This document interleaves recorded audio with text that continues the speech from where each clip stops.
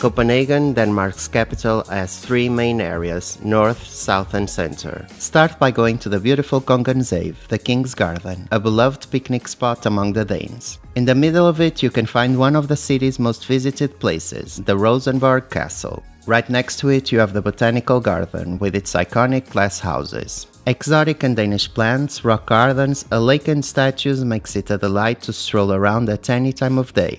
The Amalienborg Palace is the perfect place for history buffs, and the best time to visit is at 12 p.m, when you can watch the changing of the guards. In front of King Frederick V's statue you can find the Tivoli Garden, a small park near the Palace Square and the Arbor, where you can see the beautiful Royal Danish Opera House. In the lovely Churchill Parken, you'll pass by the Winston Churchill's Memorial, the St. Albans Church, and the stunning Jeffian Fountain that portrays the mythical story of the creation of the island of Zealand. The best time to go is the last weekend in April, where you'll be surrounded by the striking cherry blossoms. Pink and white petals float through the air as you make your way to the Little Mermaid. The most famous monument in the country, this statue is inspired by the popular fairy tale written by the iconic Danish author Hans Christian Andersen. You'll fall in love with the nautical atmosphere in the borough of Christianshavn, completely dominated by the canals.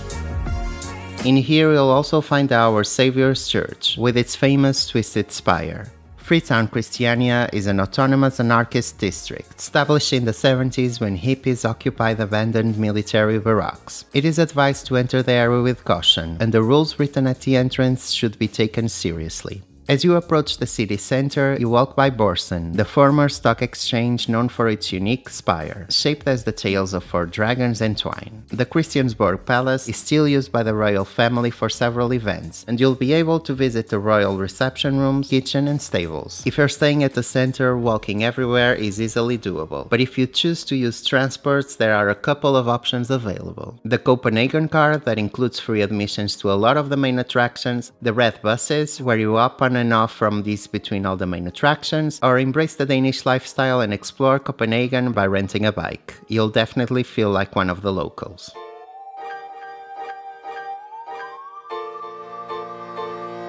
Copenhagen's largest square is an excellent starting point to explore the central part of the city. In April and May, flea markets pop up everywhere, filled with cute and vintage knickknacks. 2 minutes away there's Nyhavn, the 17th century waterfront with colorful townhouses and historical wooden ships. The old brothels were replaced by restaurants, pubs, coffee shops, and also several shops selling souvenirs.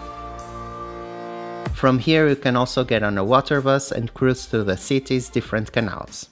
Magasin du Nord is a great place to shop, a big department store with selections for everyone of all ages. Carry on shopping in Stroget, one of Europe's longest pedestrian streets, with stores for all budgets and tastes. There's coffee shops and restaurants with food from all over the world, and you'll discover several lovely squares with striking fountains along the way. The Danish are famous for their bread and pastry, and it will be hard to resist to everything available in the several bakeries spread across this street. You'll also bump into the Round Tower, an equestrian staircase with a helical corridor all the way to the top, with an incredible view of Copenhagen.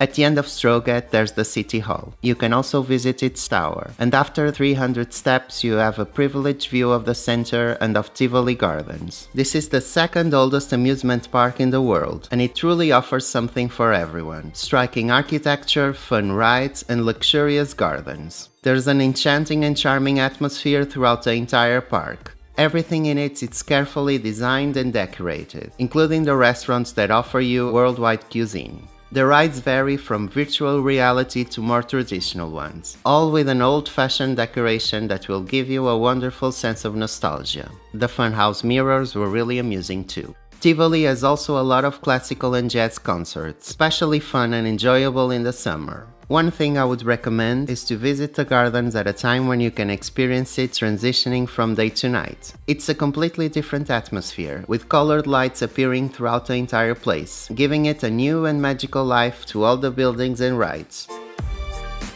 If you are a fan of beer, you must go to the old Carlsberg factory, smell the ingredients, admire the architecture, and join the beer tastings of this renowned Danish brand. 40 minutes away from Copenhagen, there's Malmö, Sweden's third largest city. Go to the stunning central train station and soon you'll be in another country by crossing Öresund. Summer is probably the best season to visit this city. Nevertheless, it's great to have a taste of another place in Scandinavia on your trip to Denmark. If you enjoyed this video, please subscribe, like and comment down below.